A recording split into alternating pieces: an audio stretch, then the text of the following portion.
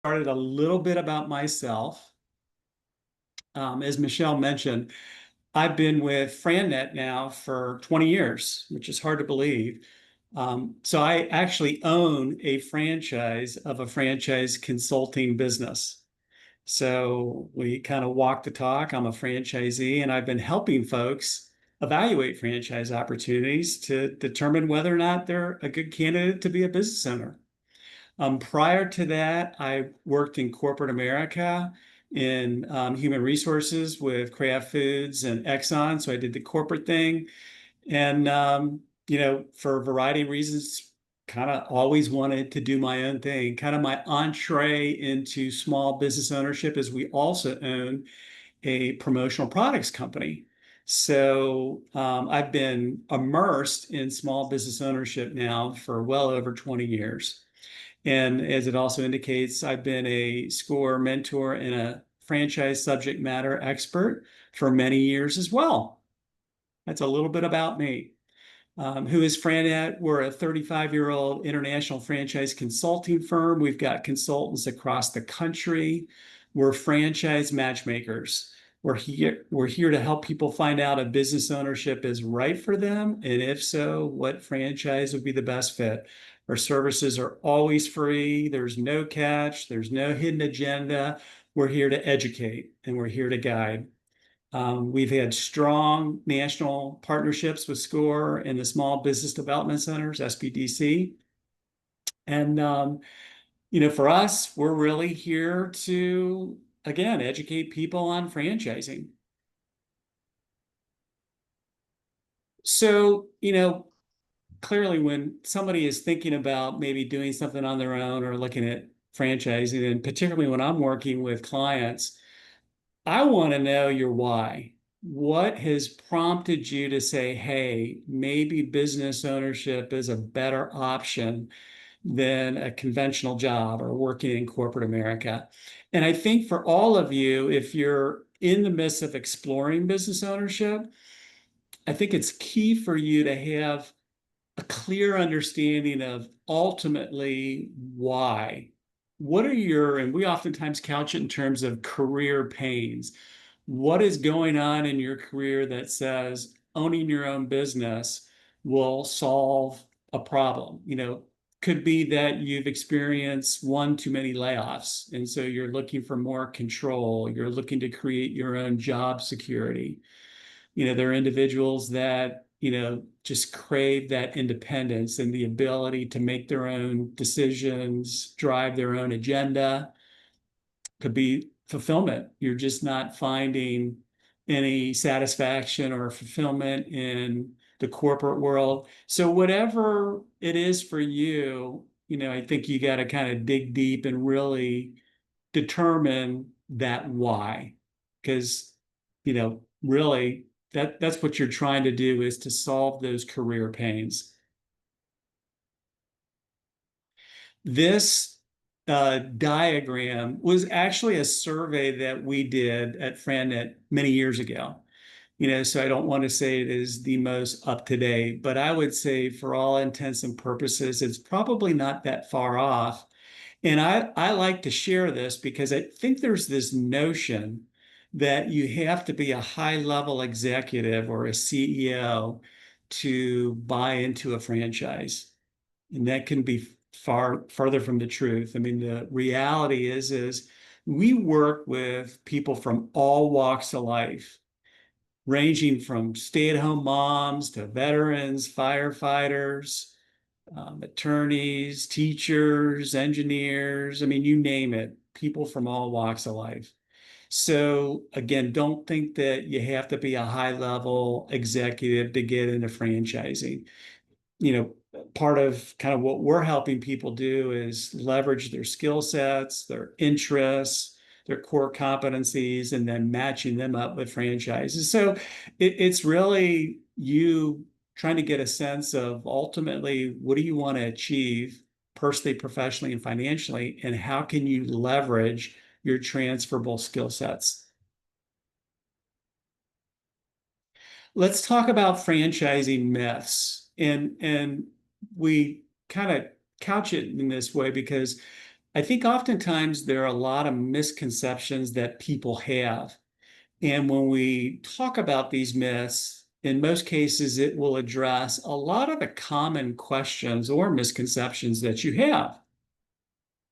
So, myth number one, franchising is only fast food and retail. Certainly, when I'm doing in-person live seminars, I'll ask the question to the audience, what is the first franchise that comes to mind when you think of franchising? And in most cases, they'll say things like Subway or Chick-fil-A or McDonald's. And that certainly, when you think of franchising, a lot of times it's going to be in the food sector. But if you take a look at this diagram, you will quickly realize that there is a lot of variety in the franchise world. There's over 4,000 franchises today in 300 different categories. These are the primary categories that you'll see. So when we talk about business services, it could be a sign business, a print business, technology or IT, retail products and services. Certainly that would cover food, but it could be a massage business, it could be hair cutting, it could be pet retail, anything beauty related, nails, eyelashes, you name it.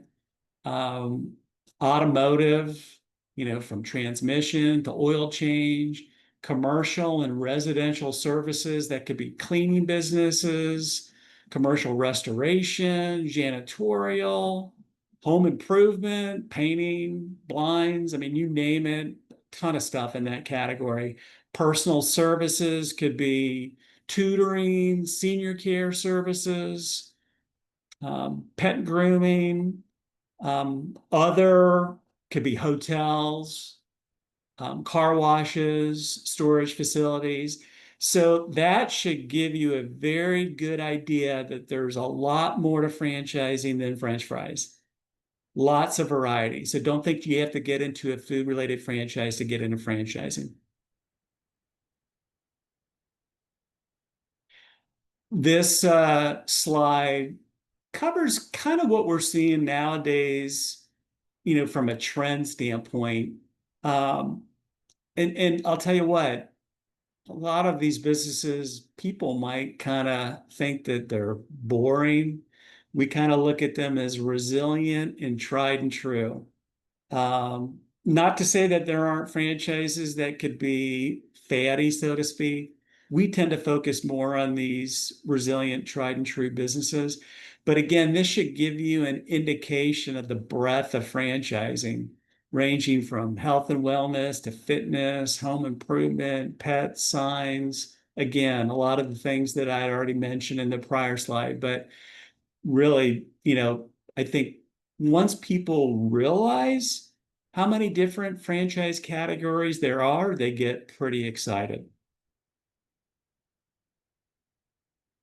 Myth number two, franchises succeed because of the quality of the product. Now, inherently, I think obviously any business is going to want to provide a quality product or service. It kind of goes without saying. But it doesn't always have to be a premium product or service. So if I were to ask anybody listening today, have you ever made your own hamburger, and could you make a hamburger better than McDonald's? And again, when I've done live seminars, without any question, 95% of the audience will say they can make a better hamburger than arguably the most successful franchise on the planet, McDonald's. And so if that's the case, then what are franchises like McDonald's, what are they doing to succeed? Well, it's all about the business systems.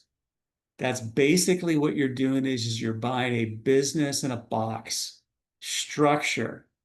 You'll learn how to market the business, how to operate the business.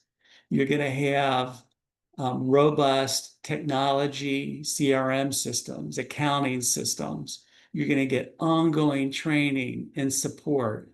It's essentially a recipe for success. That's why you're buying into a franchise. And it should ensure that that franchisor is going to have tight controls over consistency, convenience. That's what the customer is looking for. So when somebody goes to a McDonald's, they want to know whether it's in Nashville, Dubuque, Iowa, even overseas, that they feel confident that they're going to get a quarter pounder and it's for all intents and purposes going to taste the same wherever they buy that. That's kind of the beauty of a franchise. Myth number three, successful franchises emerge in new industries with no new competitors. I would say when I'm working with a client initially, that tends to be the thing that they're looking for in most cases is they want to be the only player and I don't want any competition. And I get that. It's that feeling of, oh, well, in order for me to succeed, it needs to just be me. I don't want to be in a oversaturated market. The reality is franchisors are looking for markets where there's lots of competition. Competition is good. Now, oftentimes where you're going to see a franchise flourish is in highly fragmented markets. In other words, where there isn't a lot of dominant players, a lot of other franchises maybe, but that may not even necessarily be the case too. They're looking for a lot of fragmentation. And, that could be a lot of mom and pops. And certainly there are some really good mom and pop operators out there. And then there are some that aren't. And I think franchising can bring a level of sophistication that you oftentimes don't see. So don't be scared that there's competition. Competition is a good thing. People oftentimes get overly concerned about perceived saturation.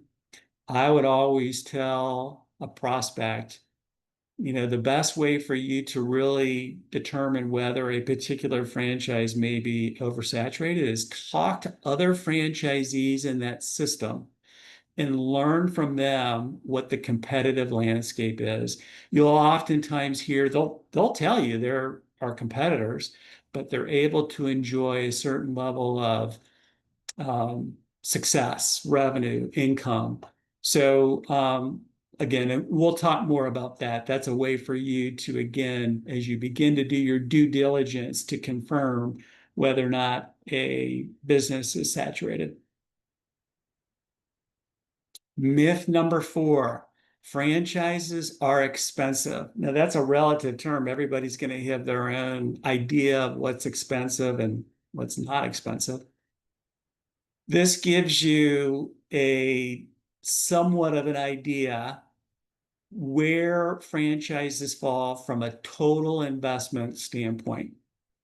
So on the right-hand side, if you take a look at the part of the diagram that says 100,000 to 250,000. So 26.6% of all franchises have a total investment that ranges from 100,000 to $250,000. And when I say total investment, that implies pretty much everything necessary to open your doors.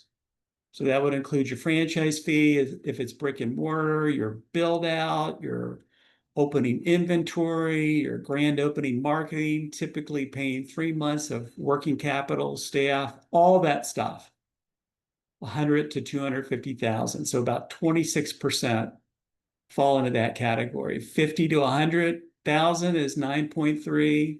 You're not going to find too many franchises, as you can see, that would have a total investment less than 50. But basically, franchises that have a total investment of 250,000 or less, it's about 40%. So there's a good chunk of franchises out there that fall into what we would call lower cost franchises. And typically These would be uh, franchises that don't require extensive brick and mortar. If it did, it would be maybe working out of an office suite. You could work out of your home. It could be a mobile-based business. Typically, brick and mortar is going to start around 250,000 or more. And you can find quite a few brick and mortar within the 250 to $500,000 range. Um, and as you get into a restaurant like a McDonald's or an Applebee's, we're beginning to talk about well over $1 million investments. Hotels can be 1 million to 10 million, car washes, storage facilities. Those are really capital intensive and can be quite expensive. So hopefully that gives you a little bit of an idea of typically the investment ranges for franchises. Certainly a big part of the equation is somebody is beginning to look at investigating franchises is, how are you going to fund this endeavor? you know, Very high level rule of thumb, we're going to tell folks be thinking in terms of putting down 25% of your own money and then funding the rest. It certainly could be lower if you were able to, secure a SBA loan. But I think a good rule of thumb is be thinking in terms of your own liquid cash investment of about 25% of your total net worth, and then begin to investigate different ways to fund that. Here are just a few ideas, certainly, personal savings. Friends, relatives, partners could be an avenue. You may have a lot of home equity in your house, and so you could secure a home equity line of credit. Something that's not listed here that would be similar to a home equity line of credit could be a securities-based line of credit, which is essentially allowing you to leverage your personal investments and stocks and bonds without having to liquidate them. You could do that. 401k, IRA, um, I mean, we don't oftentimes encourage it. I mean, you could take a hardship loan against a 401k, not a very popular methodology, but there is another strategy that people are oftentimes not familiar with, where you can leverage your retirement dollars to fund a business without paying taxes or experience any penalties. It's got a terrible acronym. It's called ROBS, which is Rollovers for Business Startups. It's a pretty mainstream strategy nowadays, and it enables you to leverage retirement dollars to fund a business. And kind of the nice thing about that is, so you're basically, in a very roundabout way, moving your monies from your personal retirement accounts into a new retirement account in your business entity. And it allows you to then use that to um, pay your franchise fee, to build a business, however you want to use it. So it can be a viable way for you to fund a business. There's some nuances to it, and we work with partners that um, help you from a compliant standpoint, because that's the key. Is it has to be done in a compliant way. There's certain things that has to be structured as a C corporation. So we're always going to encourage you, talk to your accountant, make sure that you understand the pros and cons.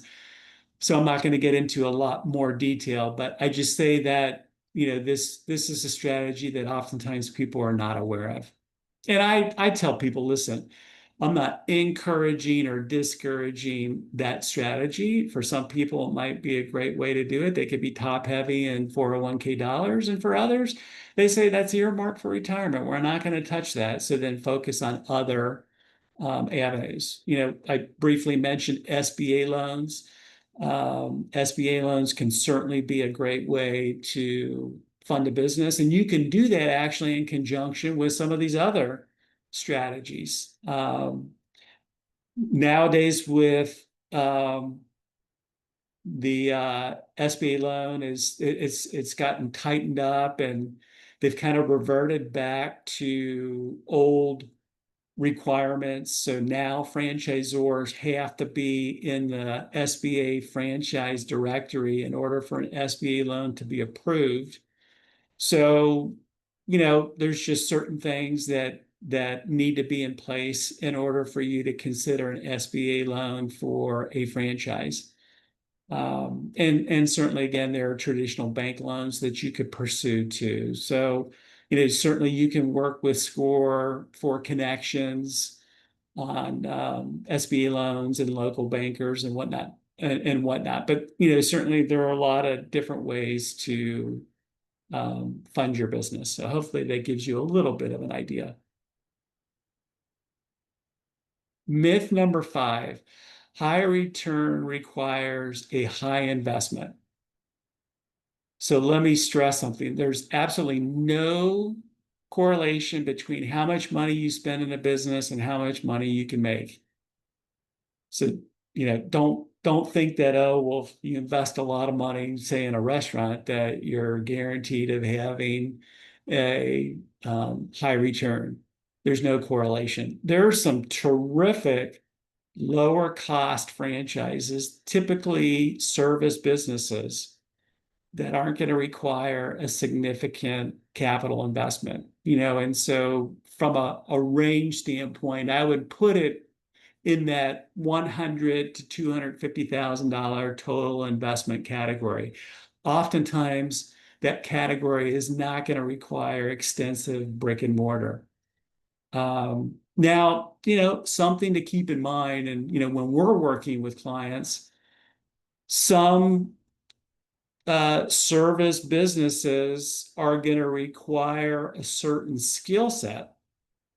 So oftentimes we see service businesses, you've got to be out and about. In other words, you've got to be selling. It's kind of almost like, hunting and finding the customer.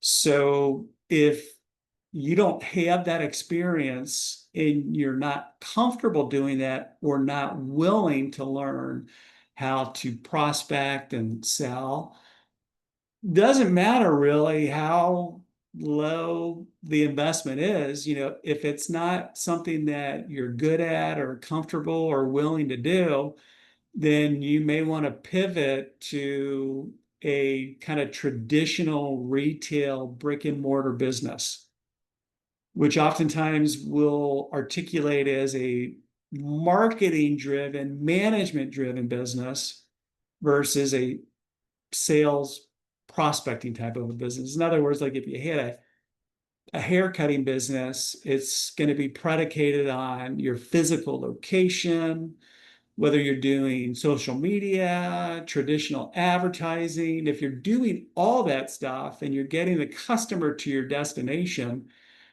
the franchisee, the owner, is not going to be at the door trying to convince the customer to use their service. You did that as a result of your marketing. Now it's just a question of getting them to your business and wooing them with a great customer service experience.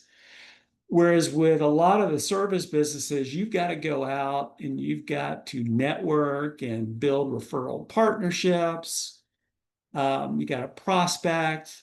Now you can also couple that with traditional advertising, but oftentimes you're also going to be doing a lot of the outbound sales activities. And so that's something that you've got to be really careful of. I've noticed a lot of people may be overly enamored with lower cost franchises, but they're not digging deep and really evaluating their skill sets and core competencies and their willingness to succeed. So I strongly encourage anybody, talk to other franchisees and hear from them what it's going to take to be successful. And if you feel like you have skill sets that mirror theirs, if they're doing really well, then this could be a good fit. If not, then you got to pivot and maybe look at some other opportunities that are better leveraging your skill sets and comfort zone. Myth number 6, industry experience is required. Okay, so let me say that again, because this is probably the slide that oftentimes people might scratch their head and say, really? This is a myth. Franchisors, believe it or not, prefer that you don't have industry relevant experience. I'll tell you where there's an exception in just a second. But franchisors, they want smart people that have had seasoned careers, they're business professionals, they've got management skills, they know how to hire, they know how to read a P&L statement. So they bring a solid set of business skills and acumen. But, and I don't want to say maybe most importantly, but a key attribute is that they're coachable and willing to follow the franchisor's system. That is key. And that's what franchisors are looking for.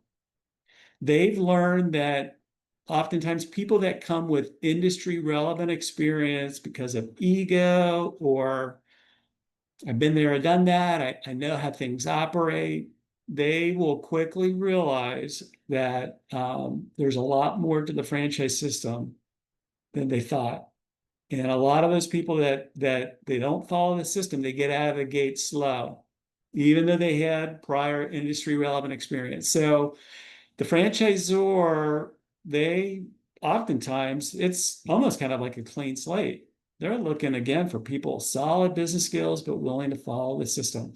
Probably the one sector where I would say it can be helpful. I don't want to say it on an absolute basis, but owning a restaurant, a lot of the franchisors, they really like to see you have had prior experience in the food sector. Running a restaurant is not easy.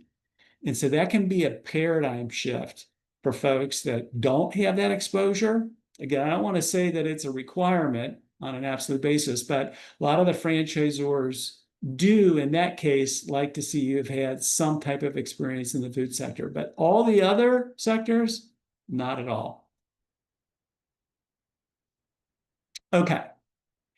So let's talk about kind of the advantages, the disadvantages. Franchising is not right for everybody. Very high level, I would tell somebody if you need complete control over all aspects of the franchise, you're probably going to feel way too boxed in. That would be what we would call a pure entrepreneur. You probably would be better served to kind of do it on your own. And with that being said, so what are the advantages of a franchise? I mean, we kind of already talked about it. It's buying a business in a box. The systems are already in place. They've figured it out. Okay. So you don't have to invest the time and money. And that's key because it could take you easily 3+ years to create everything from scratch and work out all the kinks before things are humming. They've already done that. The franchisor has spent a lot of money to, create a well-oiled machine. You're going to get not only initial training, but ongoing support on how to run that business. That's key. As a result of there being many franchisees in the system, cumulatively, you can reduce group purchasing costs, whether it's product cost or technology costs. You're able to get group purchasing power that, as a standalone, it's pretty tough. Okay, these franchisors have invested a lot of money in how to market the business. They've spent millions on creating apps.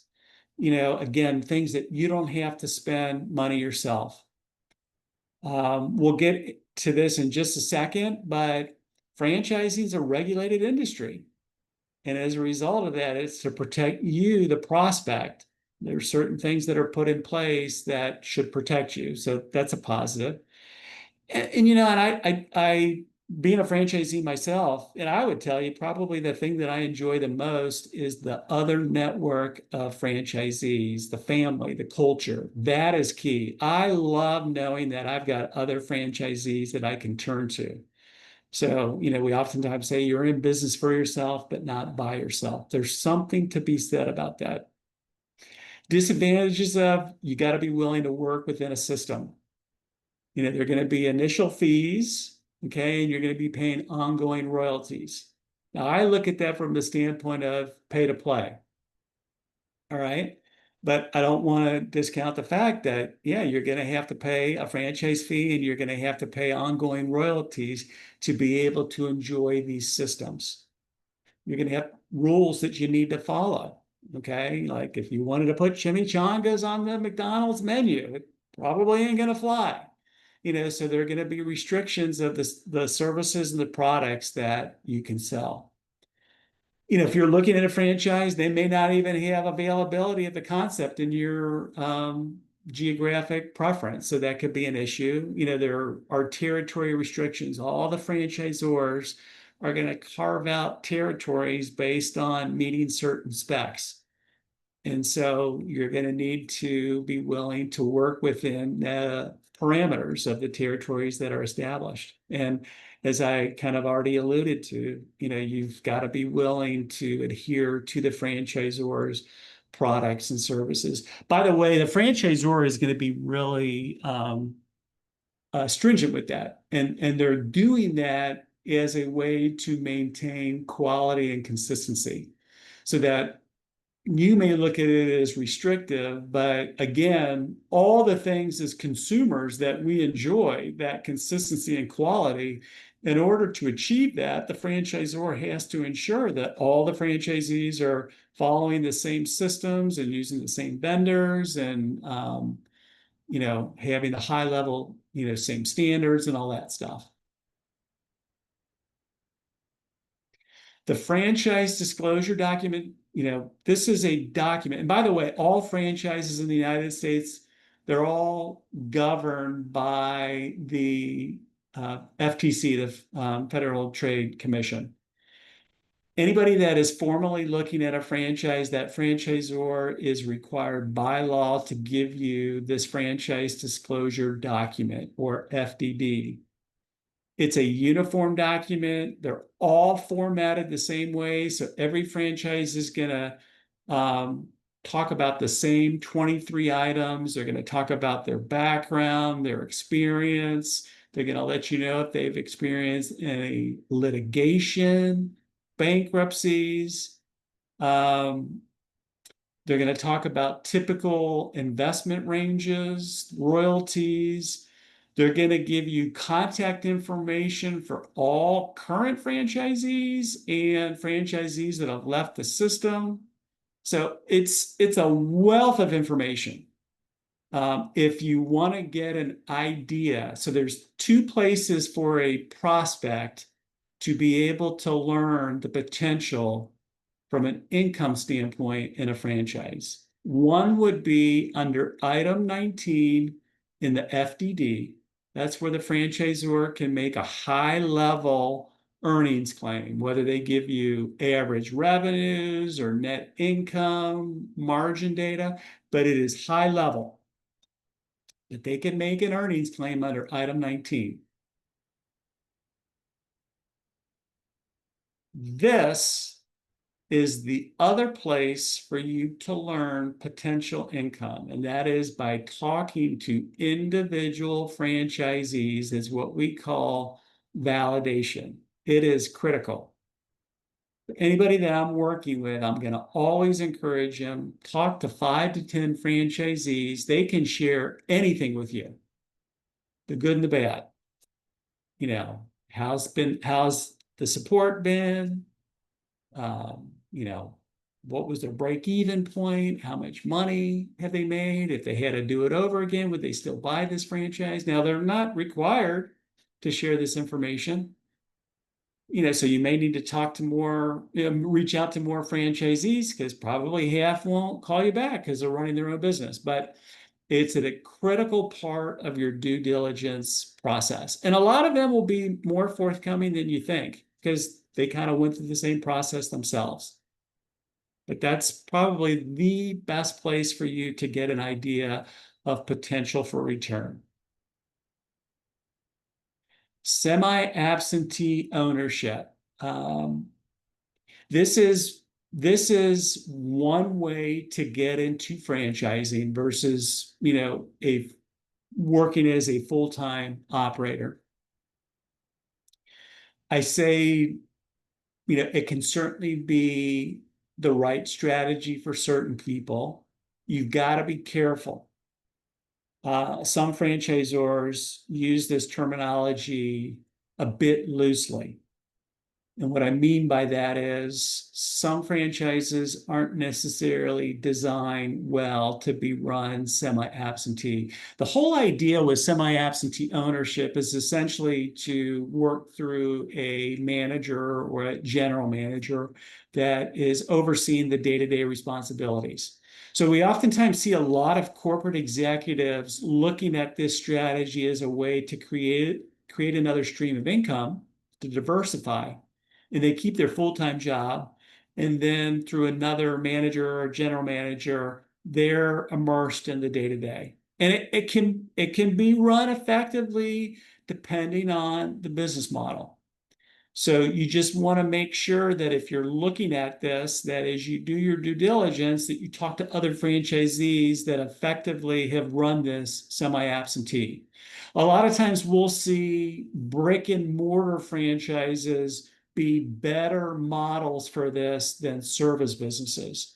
And the reason why I say that is like, for example, if you had a haircutting franchise, that can be run effectively semi-absentee because in most cases you're going to have a store manager that's also a stylist that will be there managing their staff. And the owner rarely is there on a day-to-day basis. And the franchisee is typically working with that store manager on, any concerns, issues, helping to hire. The franchisee will pay bills. They can do a lot of that stuff at night or, virtually. So that kind of model can work better than a lot of the service businesses. You've got to be fully immersed, particularly if you're going out and networking and developing referral partnerships. You could hire somebody to do that, but if they left, it could be much more difficult for the franchisee to then step in, particularly if they've got a full-time job, to do that versus with a brick and mortar.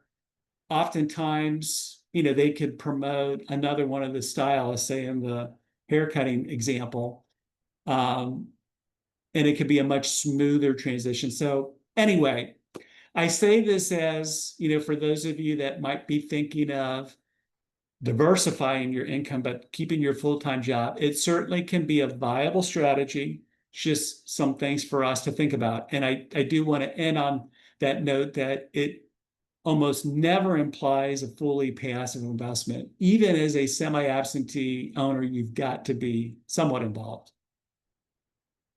Okay. Finding your perfect fit. Separate the function of the business from the function of the business owner.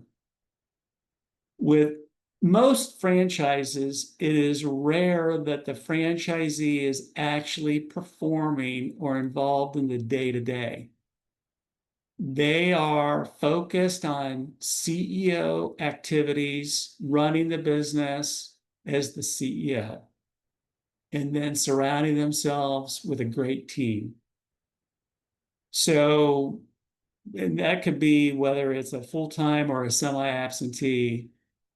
It isn't any different. The example that I share with you, the haircutting franchise is a good example. Those franchisees will never cut hair. The franchisor doesn't want you cutting hair. As a matter of fact, in that example, you'd have to be a licensed cosmetologist to do it, which the franchisee won't get that type of licensure. So think in terms of running the business. So working on the business, not in the business. And keep an open mind. There's a lot of variety, ton of different business models out there. You got to really dig deep and peel back the onion. I can tell you, doing this 20 years, easily 90% or more of the people that I've placed got into a franchise that was never on their radar. So when I say, go into this keeping an open mind, there are terrific businesses that you're probably not even thinking that can best leverage your skill sets, your interests, help you achieve your goals. And it's not even something that you've thought about. So go into it wanting to learn. I mean, that's kind of the exciting part of franchising, is there's so many different opportunities. Are you a good candidate? Are you willing to follow the system? Again, that is key. Do you possess the proper skill set to succeed? Have you talked to other franchisees and learned from them what does it take to succeed? And do you have those same skill sets? Do you have sufficient funding? Make sure that you've got cushion so that you can ride up the ramp up period. It is not going to happen overnight. So you want to position yourself to be able to ride out that ramp up period. Do you have the proper support system? If you are married, it's critical that your spouse supports this decision. They may not have to necessarily be involved in the endeavor. I would get them involved in the due diligence, though, because you don't want to throw this big idea and this big investment on them and then say, oh, well, I'm ready to go, and they have no clue what this business is all about. Get them involved in the due diligence process. It's perfectly fine and expected to be a skeptic. The franchisor during this process wants you to learn. They'll invite and want you to have your spouse involved in this process. That's key. And go into this with realistic expectations. Again, it's not going to happen overnight. Develop solid business plans. You're going to need that if you're looking to get funded SBA loans. The bank is going to require a business plan. Work with SCORE. SCORE's got awesome workshops, business planning workshops, to help you begin to develop your pro forma and your financial projections. This is going to help you get a better idea of what it's going to take to build that business. Okay, we got about 15 minutes. Here are some common franchise ownership mistakes. We've kind of talked about all this stuff in a nutshell. One big mistake that I oftentimes see is people picking a franchise based on how they feel about the product or service. I get a lot of people that have said, oh, I love ice cream, Dan. I would love to own an ice cream franchise. Nothing against ice cream, and certainly for the right person, it can be a great fit. But when I tell them to put their dream cap on and tell me what are the attributes that you're really looking for in a business, and they begin to say things like, oh, well, I don't want a lot of staff, and I don't want a lot of turnover, I don't want a lot of inventory, and I don't want long hours, 7 days a week, all of a sudden you say, well, that's what an ice cream franchise is. A lot of the things that you mentioned, it possesses those attributes. Again, nothing against that. It can be the right opportunity for the right person, but don't get totally enamored with the product or service or passion. A lot of times I'd almost say it's really more about the passion of what is the business going to do for you? How is it going to help you achieve your personal, professional, and financial goals? Clearly, you're going to need to have an interest and a belief system in the product or service, but you'd be surprised it isn't always the most important factor when looking at buying into a franchise. We talked about the industry experience. Don't feel like you need to have that. Undercapitalization. When I'm working with a client, we're really laser focused on that, and oftentimes getting them pre-qualified. What would they qualify for from a financial standpoint? I mean, it's key to get that process underplay as you're beginning this overall franchise exploration. Certainly, it's got to match your skills. You got to be willing to do what it takes to be successful.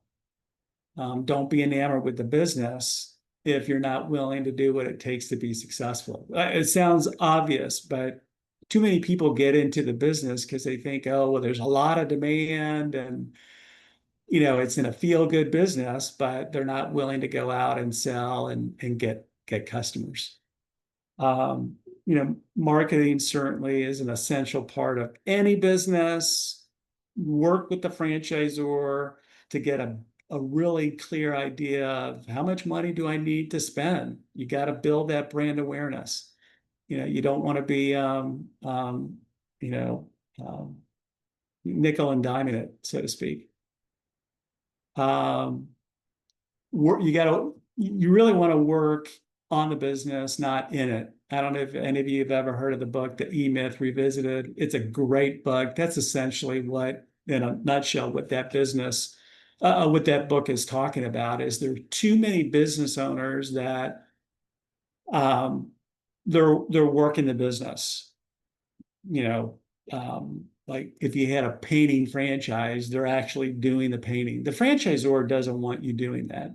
They want you focused on getting accounts and then you hiring people to do that. So be thinking in terms of working on the business, not being immersed in it. And then lastly, not following the franchises system. Here's some additional resources. I referred to the E-Myth Revisited, More Than Just French Fries, Street Smart Franchising. These are all really good sources.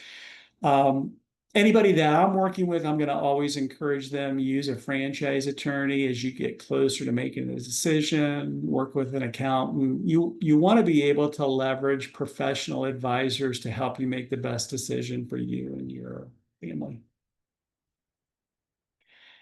And here is my contact information. I think, Michelle, we have what, about 10 minutes or so?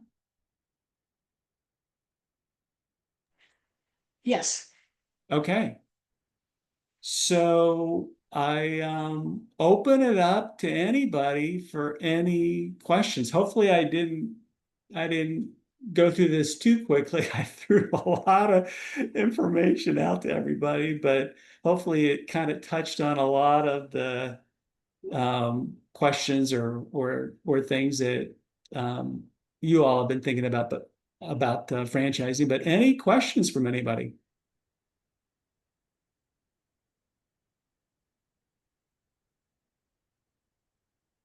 Anybody?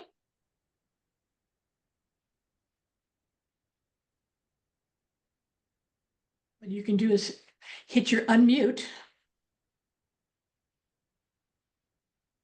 on your audio. Well, Dan, amazing information, totally thorough. Your expertise. Can you hear me? Oh, who's that? Sorry, I have a question. My name is Heather. Hi, Heather. Hi, Heather. Can you hear? Hi. Thank you so much for the information, for your time and expertise. I am wondering your best advice for someone who is a business owner when we are being approached to franchise. What's your best advice for a starting point? That's a great question. My best advice is if you're thinking about franchising your business, I mean, it clearly you've got to have a strong desire to want to build a network, to be able to build a brand. because your role is going to change dramatically. Now you're going to be in the business of nurturing and helping others become successful business owners, in addition to obviously building your brand.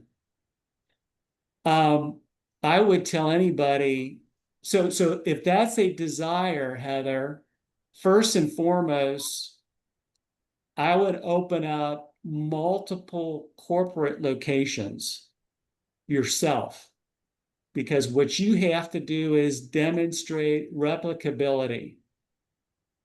And in order for you to do that, you've got to open up multiple locations and work through the kinks, perfect your system so that you know that it is replicable. If you haven't done that, then in my opinion, you're basically relying on franchisees to confirm that replicability. And why would they want to pay you a franchise fee and be the guinea pig to do that? So open up a few locations and work, perfect your system, work out the kinks. And then I don't provide these services, but I know of consulting firms that can help you develop your franchise. And it's not cheap, but there's a lot that's involved from an infrastructure standpoint. You've got to get your franchise disclosure document created, and then you've got to get it approved by the Federal Trade Commission. And then you got to begin to build very robust operation manuals, marketing manuals. It's a lot. I would probably say it's going to be a good year's worth of creating those documents and getting the FDD created and approved by the Federal Trade Commission. And then you having the infrastructure to be able to recruit and then support franchisees. It's at least a year minimally to get that stuff all set up. Does that help? That's super helpful. Thank you so much. Great. What super question. Anyone else?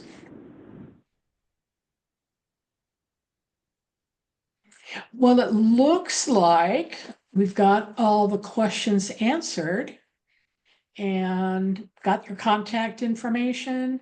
I will be sending out the video and Dan's slides, so you'll be able to review this information at your pace. Dan got to roll through it, which was wonderful, but it was a lot of information. So do you have any closing comments? Thanks so much. Appreciate it. And again, for those of you that are aspiring entrepreneurs, whether it's going into franchising or doing it on your own, the best of luck.